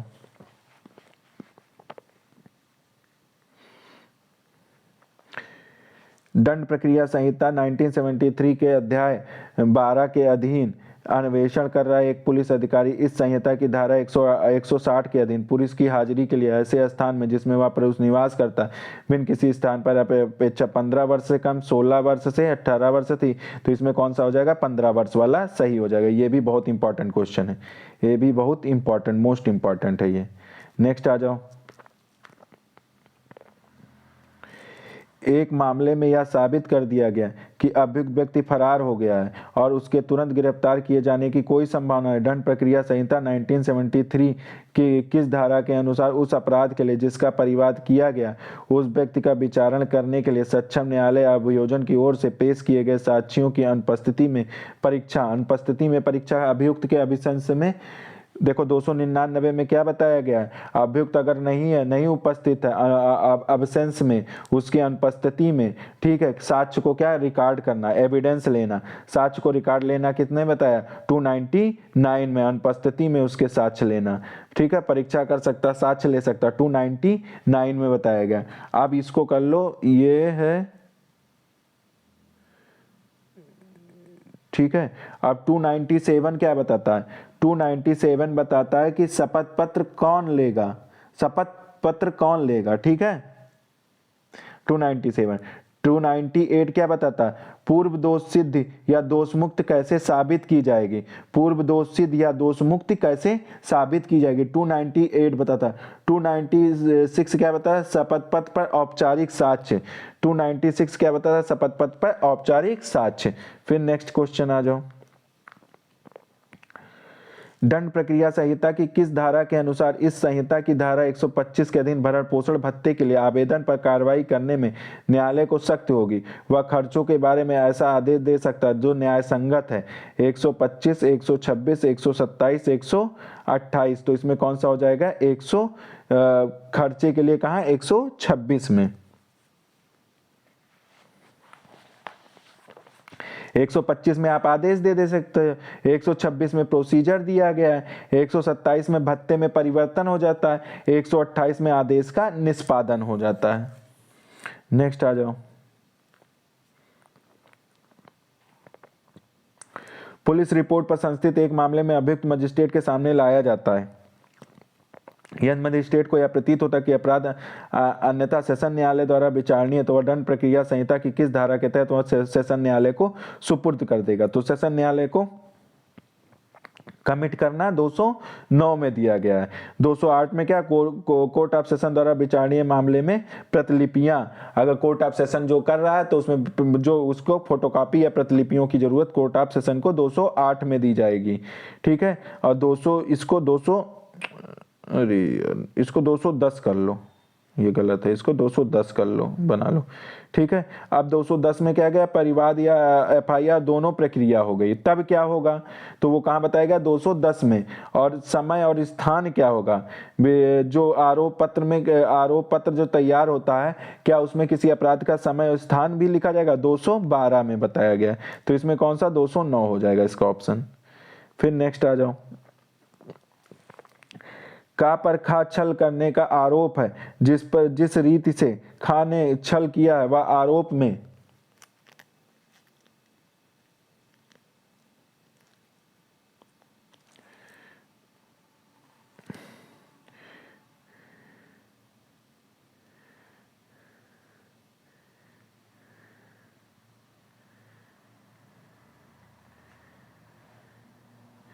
अशुद्ध रूप से वर्णित है, का अपनी प्रतिरक्षा में साक्ष्यों को पेश करने के लिए कहता है, समव्यवहार का स्वयं अपना विवरण देता है। दंड प्रक्रिया संहिता 1973 की किस धारा के अनुसार न्यायालय उसे अनुमान कर सकता है कि छल की रीति का उपवर्णन का लोप तात्विक नहीं है। 213, 214, 215, 216, ये 216 है, ठीक है। तो 213 में क्या दिया गया, अपराध का ढंग दिया गया है कि किस ढंग से अपराध किया गया ये बताया गया है। 214 में क्या दिया गया है, 214 में दिया गया है कि आरोप के शब्दों का वही अर्थ लगाया जाएगा जो जिस विधि के अंतर्गत वो अपराध किया गया है। तो ये कहाँ बताया गया, 214 में। 215 में क्या बताया गया, गलतियों का प्रभाव बताया गया। 216 में क्या बताया गया, न्यायालय आरोप को परिवर्तित भी कर सकता है। तो 216 में न्यायालय आरोप को परिवर्तित कर सकता है। तो गलतियों का प्रभाव कहाँ दिया गया, 215 में दिया गया। नेक्स्ट क्वेश्चन आ जाओ, यदि अभियुक्त दोषी होने का अभिवचन करता है तो सीआरपीसी 1973 की किस धारा के अधीन सेशन न्यायाधीश अभिभाग को लेखबद्ध करेगा और उसके आधार पर उसे स्वविवेकानुसार दोष सिद्ध करता है। मतलब क्या, अभिभाग मतलब अपने अपराध को स्वयं स्वीकार कर लेता है। तो 228 में क्या होता है, आरोप को विरचित करना। 228 में क्या होता है, आरोप को विरचित किया जाता है। 229 है ये 229 कर लेना। 229 में क्या होता है, दोषी होने का क्या करता है, अभिवचन कर लेता है, खुद प्ली ऑफ गिल्टी हो जाता है, ठीक है, खुद अपराध को स्वीकार करता है। 229 में 230 में क्या होता है, अभियोजन साक्ष्य की तारीख तय करता है। 231 है ये 31 कर लेना। 201 अभियोजन के लिए साक्ष्य, इसमें साक्ष्य की तारीख 230 में तय होता है। 231 में क्या करता है, अभियोजन साक्ष्य प्रस्तुत करता है। नेक्स्ट आ जाओ। एक ऐसा अपराध से संबंधित संबंध मामले के विचारण के दौरान 6 माह से अधिक अवधि के कारावास से दंडनीय है। मजिस्ट्रेट को यह प्रतीत होता है कि न्याय के हित में उस अपराध का विचारण वारंट मामलों के विचारण की प्रक्रिया के अनुसार किया जाना चाहिए। ट्रायल के दौरान तो दंड प्रक्रिया संहिता 1973 की किस धारा के अनुसार मजिस्ट्रेट वारंट मामलों के विचारण के लिए संहिता द्वारा उपबंधित रीत के मामले में पुनः सुनवाई कर सकता है, ऐसे साक्षियों को पुनः बुला सकता है जिसकी परीक्षा की जा सकती है। 259, 253, 257, 256, तो 259 हो जाएगा। 259 क्या, संबंध मामलों का वारंट मामलों में परिवर्तित किया जाना। उसका ट्रायल कैसा, जो संबंध मामला उसको वारंट मामले की तरह उसका ट्रायल किया जाए। तो ये पावर कहाँ दी गई है, 259 में। 258 है ये 8 कर लेना। 258 में क्या दिया, कुछ मामलों में कार्रवाई रोक देने का स्टे रोक देता, कुछ मामलों में 228 में कार्रवाई रोक देता है। 258 में 28 नहीं 258 में कार्रवाई को रोक देता है। तो 257 में क्या, परिवाद का वापस लिया जाना। ये सारे सेक्शन इंपॉर्टेंट है। परिवाद का वापस लिया जाना किसमें, 257 में। 256 क्या है, परिवादी का हाजिर ना होना या उसकी मृत्यु हो जाना, 256 में बताया गया। तो इसमें कौन सा ऑप्शन हो जाएगा, पहला। नेक्स्ट आ जाओ। दंड प्रक्रिया संहिता 1973 की धारा 309 के एक विचारण में जो भारतीय दंड संहिता 1860 की धारा 376 ए से बी से लेकर डी तक के अधीन किसी अपराध से संबंधित यथासंभव आरोप पत्र फाइल किए गए जाने की तारीख से कितनी मास की अवधि के भीतर में पूरा किया जाना, 6 माह, 4 माह, 3 माह, 2 माह। तो इसका क्या हो जाएगा, 2 मास। अगर रेप ओप से संबंधित 2 माह के अंदर ट्रायल पूरा हो जाना चाहिए। फिर आ जाओ, दंड प्रक्रिया संहिता 1973 की किस धारा के अधीन किसी अपराध का एक अभियुक्त सौदा अभिभाग प्ली बार्गेनिंग के लिए उस न्यायालय में आवेदन फाइल कर सके जिसमें अपराध का विचारण लंबित है। 265 ए, 265 बी, 265 सी, 265 डी। तो मेरे ख्याल से इसमें ऑप्शन हो जाएगा 265 बी। दिया नहीं है लेकिन 265 बी हो जाएगा। तो अब अप्लाई किस में करते हो, जैसे प्ली बार्गेनिंग के लिए अप्लाई कैसे करोगे, 265 ए में बताया गया। आवेदन कहाँ दोगे, 265 बी में एप्लीकेशन दोगे, और 265 सी में क्या, गाइडलाइन दे देगा कि इस अनुसार तुमको करा, और 265 डी में क्या, रिपोर्ट प्रस्तुत कर देगा। ठीक, नेक्स्ट आ जाओ।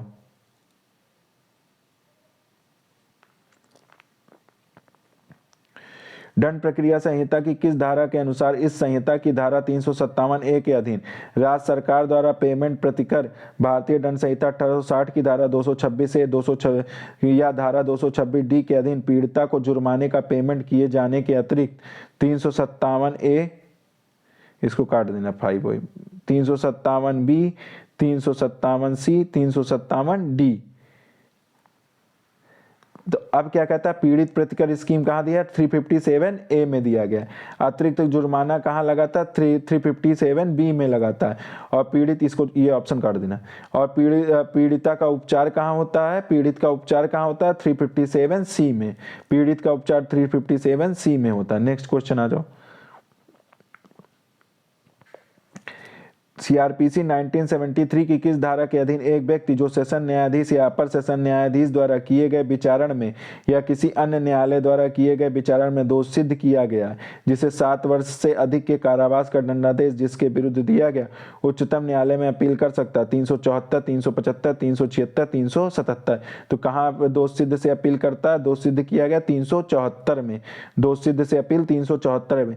375 में दोषी होने का अगर खुद ही अभिवचन कर लिया, खुद स्वीकार कर लिया कि मैंने अपराध किया, तो 275 रोक लगाता है कि आप अपील नहीं कर सकते हो। 276 के अगर छोटे मामला है तो उसमें आप अपील नहीं कर सकते हो। राज्य सरकार द्वारा कोई दंडादेश दिया गया तो उसमें आप अपील नहीं कर सकते हो। नेक्स्ट आ जाओ। सीआरपीसी की धारा 1973 की धारा के अनुसार एक अपर सेशन न्यायाधीश को किसी ऐसे मामले के बारे में जो सेशन न्यायाधीश के किसी साधारण या विशेष आदेश द्वारा अधीन उसे अंतरित किया जाता है। सेशन न्यायाधीश को इस संहिता के अध्याय 30 के अधीन सब शक्तियां प्राप्त होगी और वह उसका प्रयोग 399, 400, 401, 402 तो 400। ठीक है, फिर नेक्स्ट आ जाओ। 399 में क्या दिया गया? कोर्ट ऑफ सेशन का रिवीजन का पावर है। ये भी सब याद कर लो। 399 में कोर्ट ऑफ सेशन का रिवीजन का पावर है और 401 में हाई कोर्ट का रिवीजन पुनरीक्षण का पावर है। ठीक है, और 400 में क्या? एडिशनल सेशन जज का पावर है। ठीक है, और 402 में क्या? हाई कोर्ट क्या करेगा? विड्रॉल कर सकता है या ट्रांसफर कर सकता है रिवीजन केसेस का। ठीक है, ये सब हो गया। तो ये इसमें कौन सा हो जाएगा? 400। नेक्स्ट आ जाओ।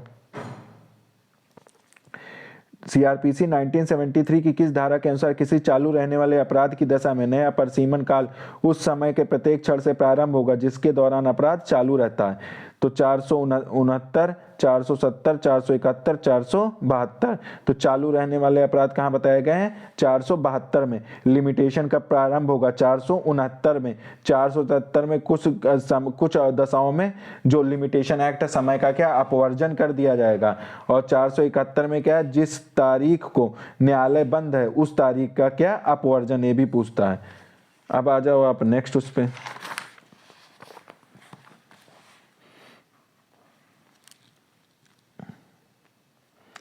नेक्स्ट क्या कहता है क्वेश्चन? दंड प्रक्रिया संहिता 1973 की किस धारा के अनुसार एक सहायक सेशन न्यायाधीश मृत्यु या आजीवन कारावास या 10 वर्ष से अधिक अवधि के लिए कारावास से दंडादेश के सिवाय कोई ऐसा दंडादेश दे सकता है जो विधि द्वारा प्राधिकृत है? 27, 28, 29, 30। 27 किशोर मामलों से संबंधित है। अधिकारता कौन रखता है ये बताया गया है। 28 में पनिशमेंट कौन, कोर्ट ऑफ सेशन और हाई कोर्ट कौन क्या पनिशमेंट दे सकते हैं ये बताया गया है। दंडादेश जो मजिस्ट्रेट कौन कौन से दंडादेश दे सकते हैं 29 में बताएगा। 30 में जुर्माना देने में व्यतिक्रम होने पर कारावास का दंडादेश कहां बताया गया? 30 में। तो कोर्ट ऑफ सेशन और हाई कोर्ट क्या पनिशमेंट दे सकते हैं ये कहां बताया गया है? 28 में बताया गया है।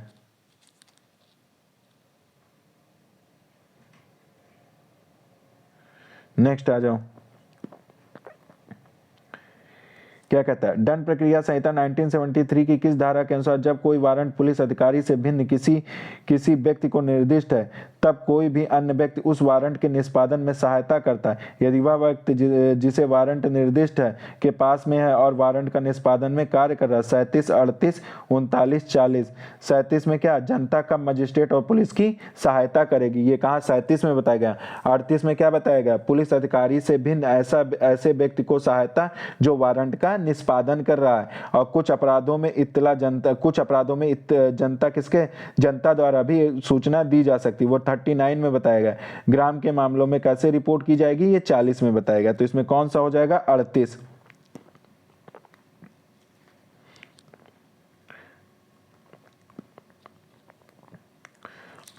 दंड प्रक्रिया संहिता 1973 की किस धारा के अधीन बलात्संग के अपराधी व्यक्ति को पंजीकृत व्यवसायी द्वारा परीक्षा की जा सकती है? बलात्संग के अपराधी यानी कि रेपिस्ट का मेडिकल एग्जामिनेशन 53 है, 54 है, 55 है, 60 है। तो अब रेपिस्ट का मेडिकल एग्जामिनेशन 53A में किया जाता है। रेपिस्ट का मेडिकल एग्जामिनेशन 53A में किया जाता है। गिरफ्तार व्यक्ति की पहचान कहाँ की जाती है? 54A में किया जाता है। और जो गिरफ्तार व्यक्ति का उसका हेल्थ और सेफ्टी रखना 55A में। हेल्थ और सेफ्टी रखना 60। गिरफ्तारी इस संहिता के 60A में क्या बताया गया? गिरफ्तारी इस संहिता के अनुसार किया जाएगा। नेक्स्ट आ जाओ। एक व्यक्ति जो सम्मन किया गया था सम्यक तत्परता बरतने पर भी नहीं मिल सकता। दंड प्रक्रिया संहिता 1973 की किस धारा के अनुसार सम्मन की तामील दो प्रतियों में होगी? एक उसके कुटुंब के या उसके साथ रहने वाले किसी वयस्क पुरुष सदस्य के पास उस व्यक्ति के लिए छोड़ दी। 66 में क्या है? सरकारी सेवक पर सम्मन की तामील। 65 में क्या है कि अगर 62 और 63 और 64 की प्रक्रिया अपनाने पर भी तामील नहीं होगा तो 65 में चस्पा कर दिया जाएगा, चिपका दिया जाएगा। 64 में क्या कर दिया जाएगा? जब सम्मन किए गए व्यक्ति नहीं मिल सके तब तामील कैसी? 64 में। 63 में क्या? निगमित निकाय और सोसाइटियों पर सम्मन की तामील। तो इसमें क्या हो जाएगा? 64। नेक्स्ट क्वेश्चन पे आ जाओ 71 पे। 71 क्या कहता है कि दंड प्रक्रिया संहिता 1973 की किस धारा के अधीन एक मुख्य न्यायिक मजिस्ट्रेट सीजीएम क्या करता है? अपराध का संज्ञान करने के पश्चात मामले के विचारण के लिए अपने अधीनस्थ किसी सक्षम मजिस्ट्रेट को हवाले कर सकता है। 190, 191, 192, 193। तो मामले को हवाले करना मतलब अधीनस्थ को किसी अधीनस्थ के मजिस्ट्रेट को दे देता है। तो 190 में मजिस्ट्रेटों द्वारा संज्ञान है, अपराधों का संज्ञान कैसे? कॉग्निजेंस लेगा और अभियुक्त के आवेदन पर क्या कर सकता है? वो मामले को अंतरण कर सकता है, ट्रांसफर की पावर है इसमें अभियुक्त के आवेदन पर। फिर 192 में क्या है? मामले मजिस्ट्रेट के हवाले कर देना। 192 में मेकिंग ओवर, मजिस्ट्रेट के हवाले कर देना। और अपराधों द्वारा कोर्ट ऑफ सेशन द्वारा संज्ञान 193 में, कोर्ट ऑफ सेशन द्वारा अपराधों का संज्ञान 193 में। फिर आ जाओ सीआरपीसी 1973 की किस धारा के अनुसार एक व्यक्ति के व्यपहरण के अपराध का विचारण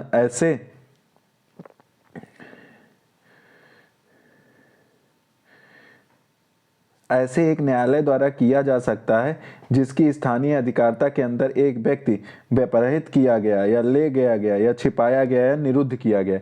181 का क्लास 2, 181 का क्लास 3, 181 का क्लास 4, 181 का क्लास 5। तो 181 का क्लास 2 क्या कहता है? व्यपहरण या अपहरण के लिए विचारण का स्थान क्या होगा? 181 का क्लास 2 बताता है। 181 का क्या क्लास 3 क्या बताता है? चोरी, उद्यापन और लूट के लिए क्या स्थान होगा? वो 181 का क्लास 3 बताता है। 181 का क्लास 4 क्या बताता है? आपराधिक दुर्विनियोग, आपराधिक न्यासभंग हुआ है तब उसमें विचारण का स्थान क्या होगा? वो कौन बताता है? 181 का क्लास 4। 181 का क्लास 5 क्या बताता है? चुराई हुई संपत्ति या को अपने कब्जे में रखता है तो विचारण का स्थान क्या होगा? 181 का क्लास 5 बताता है। तो ये किसको क्या पूछे? व्यपहृत किया गया तो 181 का क्लास 2 हो जाएगा। नेक्स्ट आ जाओ। नेक्स्ट क्या कहता है? दंड प्रक्रिया संहिता की किस धारा के अधीन एक उच्च न्यायालय एक सेशन न्यायाधीश को यह निर्देश दे सकता है कि किसी भी व्यक्ति को जमानत पर छोड़ने के समय मजिस्ट्रेट द्वारा आरोपित की गई शर्तों को अपास्त या उपांतरित कर सकता है? 438, 439, 440, 441। 438 में आप लोग जानते हो अग्रिम जमानत है। 439 में जमानत के बारे में हाईकोर्ट और कोर्ट ऑफ सेशन को क्या स्पेशल पावर दी गई है? जमानत के मामले में हाईकोर्ट और कोर्ट ऑफ सेशन को स्पेशल पावर दी गई है। 439 में 440 में क्या दिया गया? बंधपत्र की रकम और उसे घटाया जा सकता है, बंधपत्र की रकम और उसको घटाया जा सकता है। 440 में दिया गया। 440 में क्या दी? 41 में क्या दिया गया है?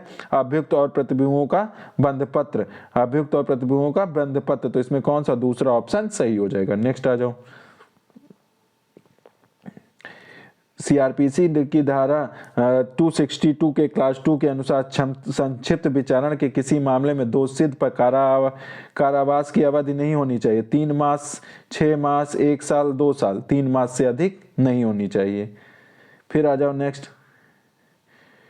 पुलिस रिपोर्ट और उसके साथ भेजे गए दस्तावेजों पर विचार कर लेने पर अभियुक्त की परीक्षा करने के बाद और अभियोजन और अभियुक्त को सुनवाई का अवसर देने के पश्चात एक मजिस्ट्रेट अभियुक्त के विरुद्ध आरोप को निराधार समझता तो भारतीय दंड संहिता की दंड प्रक्रिया की 1973 की किस धारा के अधीन वह अभियुक्त को उन्मोचित करेगा?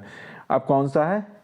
वारंट। देखो इसको पकड़ो, वारंट मामलों पे पुलिस रिपोर्ट पे भेजता है तो 239, 240, 241, 240, टू, तो 239 में हो जाएगा उन्मोचन, 239 में उन्मोचन हो जाएगा। वारंट मामलों में उन्मोचन कहाँ होता है? 239 में। आरोप को विरचित करना 240 में। अभिभाग पर मतलब वो खुद अभिभाग कर लेता है तो दोष सिद्ध किया जाएगा 241 में। 242 में क्या होगा? अभियोजन के लिए साक्ष्य हो जाएगा। नेक्स्ट आ जाओ। परिवाद के मामले में परिवादी की शपथ पर परीक्षा करेगा मजिस्ट्रेट स्वयं, न्यायिक लिपिक, सहायक लोक अभियोजक, न्यायालय द्वारा अधिकृत कमिश्नर। तो इसमें क्या? मजिस्ट्रेट स्वयं करेगा। नेक्स्ट आ जाओ। न्यायालय द्वारा आरोप परिवर्तित नहीं किया जा सकता। अभियुक्त को सुनाए जाने के पश्चात, अभियोजन को साक्ष्य बंद होने के पश्चात,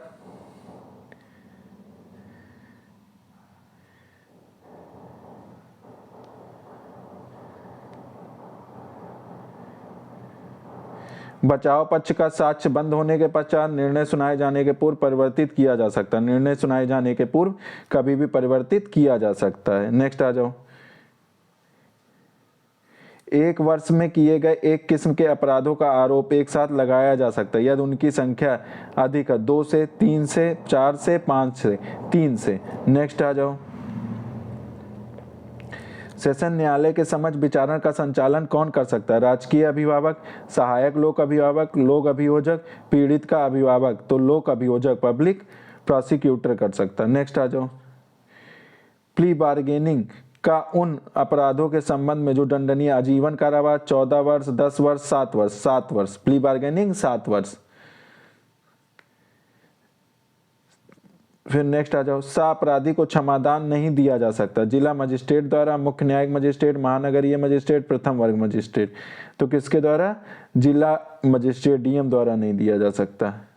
नेक्स्ट आ जाओ।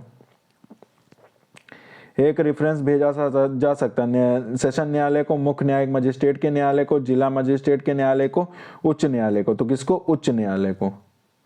नेक्स्ट आ जाओ। एक व्यक्ति को हत्या कारित करने के कारण आजीवन कारावास का दंड दिया जाता है। राज्य सरकार उसे कारावास से तब तक नहीं छोड़ सकती जब तक कि वह न्यूनतम कारावास पूरा न किया हो। 20 वर्ष का, 18 वर्ष का, 16 वर्ष का, 14 वर्ष का। 14 वर्ष का, जब तक 14 वर्ष नहीं काटेगा तब तक उसको छोड़ा नहीं जा सकता। नेक्स्ट आ जाओ।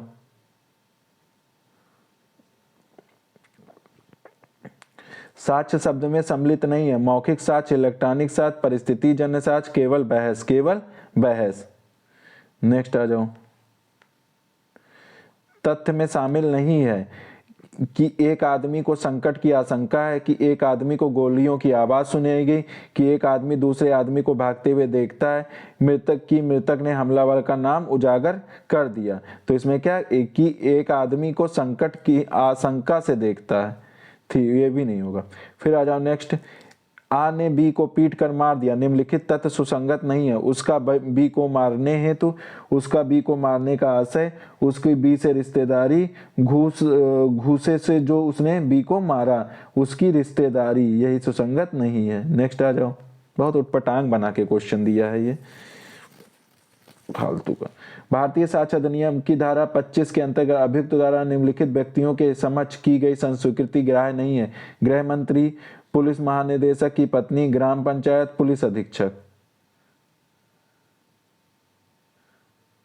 पुलिस अधीक्षक 25 में पुलिस अधीक्षक दिया, ये सब नहीं दिए हैं।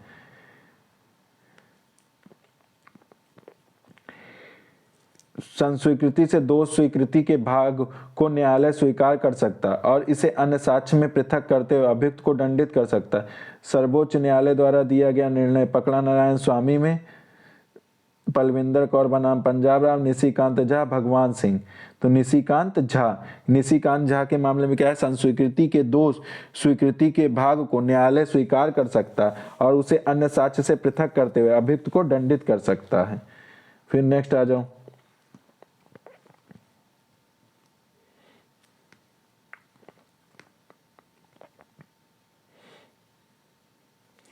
संस्कृति सुसंगत नहीं बन जाती है यदि वह की जाती है गोपनीयता के वचन के अंतर्गत कि वह अभियुक्त के कपट के परिणाम स्वरूप प्राप्त की गई है, जबकि अभियुक्त शराब पिए हुए था, जबकि यह किसी पुलिस अधिकारी के समक्ष की गई है, जबकि यह पुलिस अधिकारी के किसी समक्ष की गई है। नेक्स्ट आ जाओ। धारा 45 भारतीय साक्ष्य अधिनियम के निम्नांकित विशेषज्ञों की श्रेणी में डॉक्टर, खोजी कुत्ता, सुनार, नर्स यानी कि खोजी कुत्ता नहीं आता है विशेषज्ञ में। फिर आ जाओ, निम्न व्यक्तियों में कौन मौखिक साक्ष्य का सुसंगत नहीं है? एक व्यक्ति जिसने एक तथ्य को देखा, एक व्यक्ति जिसने एक तथ्य को सुना, एक व्यक्ति जिसने तथ्य को का बोध हुआ, एक व्यक्ति जिसने एक तथ्य के बारे में बताया, तो बताया गया वो नहीं होगा। नेक्स्ट आ जाओ। निम्नलिखित प्रलेखों को प्राथमिक साक्ष्य नहीं माना जा सकता। प्रलेख की छाया प्रति, जमाकर्ता के विरुद्ध बैंक के चालान का एक भाग, समाचार की प्रतियां, शिला मुद्रण, तो लेखा प्रतियां, फोटोकॉपी नहीं मानी जाएगी। नेक्स्ट आ जाओ। लोक दस्तावेज में शामिल नहीं है अनुबंध, पट्टा, बंधक पत्र, विवाह विच्छेद की डिग्री, विवाह विच्छेद की डिग्री। नेक्स्ट आ जाओ। एक दस्तावेज जिसे उचित अभिरक्षा में प्रस्तुत किया गया यथार्थ माना जाएगा कि यदि उसे निष्पादित किया गया था तो 10 वर्ष पूर्व, 20 वर्ष पूर्व, 30 वर्ष पूर्व, 40 वर्ष, तो 30 वर्ष पूर्व। नेक्स्ट आ जाओ।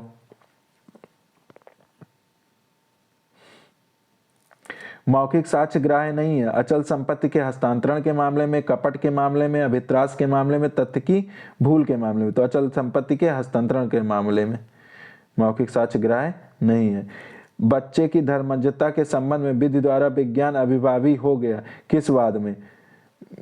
विजयी अभिभावी विजयी हो गया, विज्ञान विजयी हो गया। बलदेव राज गिलानी बनाम उर्मिला कुमारी, नंदलाल वासुदेव बनाम लता वासुदेव, लक्ष्मी नायक बनाम भारत संघ, सैयद मोहम्मद घोष बनाम नूर उम्मीद निसा, लता वासुदेव वाला केस हो जाएगा ये। फिर आ जाओ।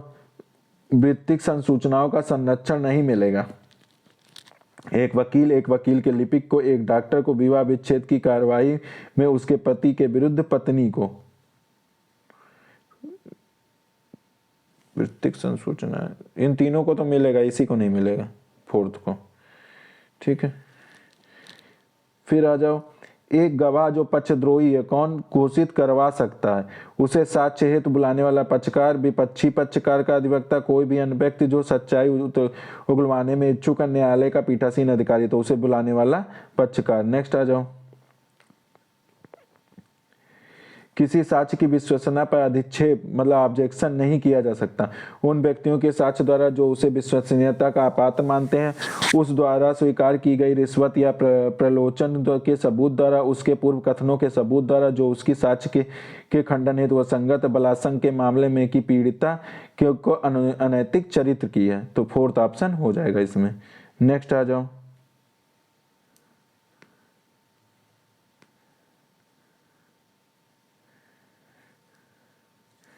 साक्ष्य के अनुचित ग्रहण या अग्रहण अपने आप में आधार हो सकते हैं। निर्णय को उलटने हेतु, वाद के नवीन विचारण हेतु, विचारण को पुनः चालू रखने हेतु कोई नवीन विचारण नहीं जब तक कि न्याय असफलता ना हो। तो इसमें कोई नवीन विचारण नहीं जब तक न्याय असफलता ना हो। फिर नेक्स्ट आ जाओ।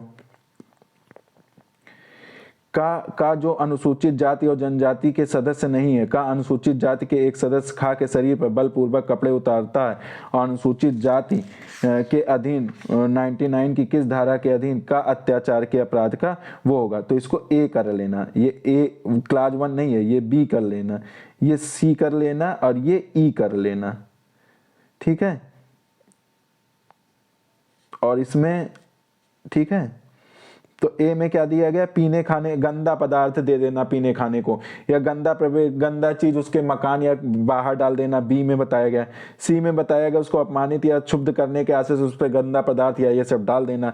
बलपूर्वक कपड़े उतरवाना कितना है? 3(1) के क्लास ई में, तो इसका ऑप्शन 4 कर लेना इसे। ठीक है, ई कर लेना इसे, 4 कर लेना। ठीक है।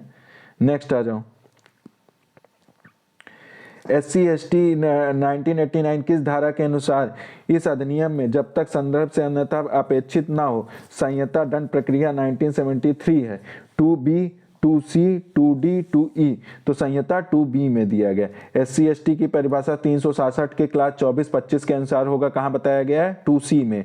2D में क्या बताया गया? विशेष न्यायालय के बारे में। और विशेष लोक अभियोजक 2 में बताया गया। ठीक है, फिर नेक्स्ट आ जाऊं। SC/ST एक्ट की धारा 15 के अनुसार राज्य सरकार एक लोक अभियोजक निर्दिष्ट करेगी या किसी ऐसे अधिवक्ता को जिसने कम से कम कितने वर्ष तक अधिवक्ता के रूप में विधि व्यवसाय किया हो कि विशेष न्यायालय के मामले में संचालन के लिए विशेष लोक अभियोजक के रूप में नियुक्त करेगी। 10 वर्ष, 7 वर्ष, 5 वर्ष, 3 वर्ष। तो इसमें कौन सा है? 7 वर्ष है। नेक्स्ट आ जाओ। SC/ST एक्ट की किस धारा के अधीन ऐसे व्यक्ति जिसके विरुद्ध धारा 10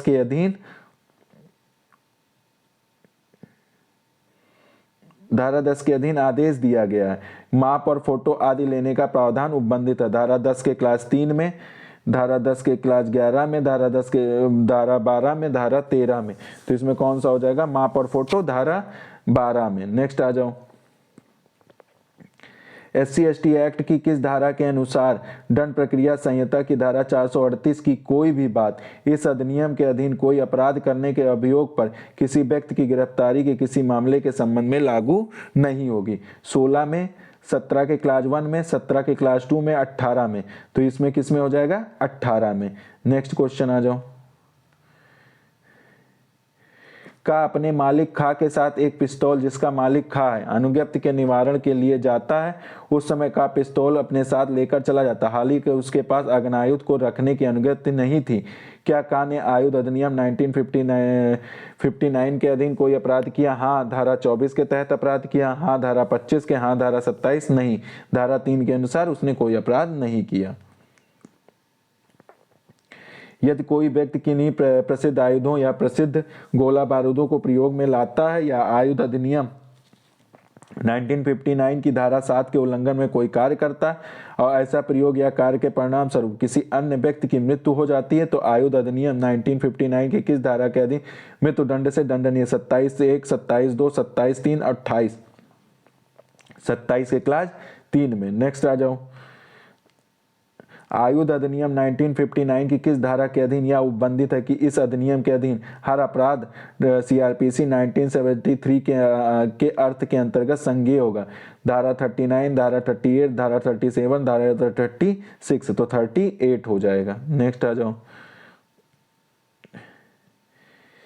बहुत बड़ा क्लास हो जा रहा है, लेकिन अब क्या कंप्लीट कर देंगे तभी छोड़ेंगे इसे। ठीक है।